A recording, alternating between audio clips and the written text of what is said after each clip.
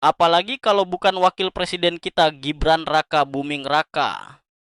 Kalian pernah mikir tidak, kenapa ini bocah yang katanya karbitan oleh musuh politiknya malah hobi banget main ke daerah perbatasan? Ke Papua, pelosok Kalimantan, sampai ujung NTT. Jawabannya simple, dia lagi pasang patok tanah politik untuk 2029.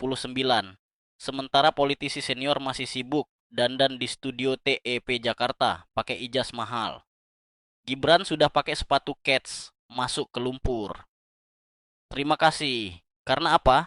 Ya, karena jumlah kepalanya paling banyak. Tapi Gibran ini pintar. Dia tahu kalau bertarung di kandang yang sama, energi bakal habis buat baku hantam sama singa-singa tua. Makanya dia pakai strategi out of the box. Dia bangun benteng pertahanan di luar Jawa, khususnya di wilayah perbatasan yang sering dilupakan orang. Wilayah perbatasan itu seksi banget secara geopolitik. Selama ini mereka cuma dijadikan komoditas jualan pas kampanye. Begitu pemilu selesai, wassalam ditinggal tidur lagi. Nah, Gibran datang ke sana bukan bawa janji manis bermaterai. Dia datang bawa kepastian. Dia tahu betul satu suara di pedalaman Papua itu nilainya sama persis dengan satu suara orang Menteng di TPS. Bedanya apa? Orang pedalaman kalau sudah jatuh cinta sama pemimpin yang mau datang langsung, setianya bisa sampai 7 turunan, berbeda dengan orang kota yang hari ini dukung. Terima kasih telah menonton, sinyal internet saja timbul tenggelam seperti harapan palsu mantan. Mereka tidak butuh infografis estetik atau orasi berapi-api yang bahas teori konspirasi global. Mereka cuma butuh satu hal, kehadiran fisik negara.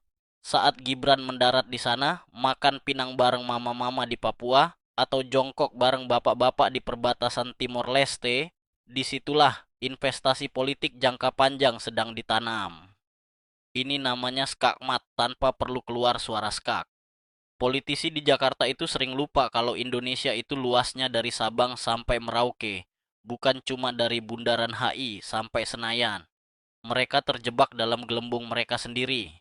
Mereka saling puji di grup WhatsApp, merasa paling pintar, paling paham hukum, dan paling layak memimpin. Sementara mereka sibuk merasa pintar. Gibran justru memposisikan diri sebagai anak muda yang mau belajar langsung dari rakyat bawah. Ingat, masyarakat kita itu punya kultur paternalistik yang kuat. Mereka lebih menghormati orang yang sudi datang jauh-jauh menyeberangi pulau daripada orang pintar yang cuma bisa kritik dari balik meja berace di lantai 20 gedung pencakar langit. Jadi, kalau nanti di 2029 tiba-tiba peta suara luar Jawa berubah total dan langsung mengunci kemenangan satu putaran, jangan ada yang nangis di pojokan ya. Jangan ada lagi yang bikin narasi kalau rakyat daerah itu bodoh atau bisa dibeli pakai bansos. Tidak kawan, mereka memilih karena mereka merasa diwongke atau dimanusiakan. Gibran paham betul psikologi ini. Dia tidak perlu berdebat di televisi untuk membuktikan dia mampu.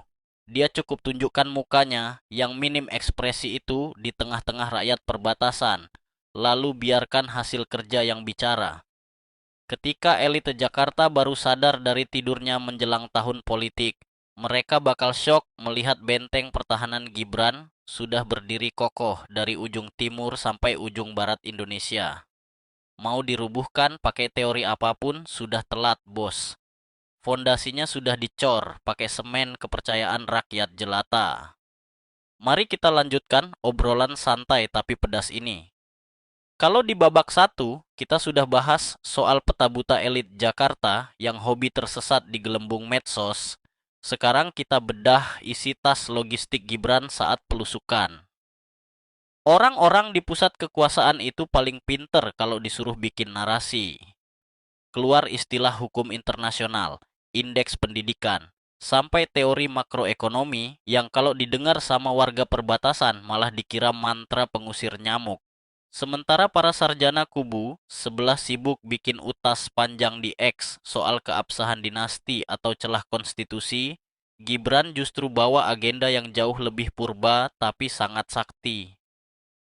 Investasi kepercayaan bagi orang yang tinggal di ujung beranda negara, yang kalau mau ke rumah sakit harus naik ke tinting membelah sungai selama 5 jam. Teori-teori politik itu tidak bisa dimakan. Mereka tidak butuh pemimpin yang fasih kutip ucapan filsuf Yunani. Mereka butuh jalan aspal yang tidak bikin motor mereka rontok, jembatan yang tidak ambrol saat dilewati anak sekolah, dan lampu yang menyala saat malam hari. Disinilah Gibran masuk dengan gaya satset yang dia warisi dari bapaknya, tapi dengan versi yang lebih dingin dan tanpa ekspresi. Ketika dia datang ke proyek infrastruktur di perbatasan, dia tidak banyak pidato. Dia cuma berdiri, pakai helm proyek, lihat progres, lalu tanya ke kontraktornya, "Kapan ini selesai? Sesuai target tidak?" Begitu saja, singkat padat dan bikin jantung mandor proyek copot di tempat.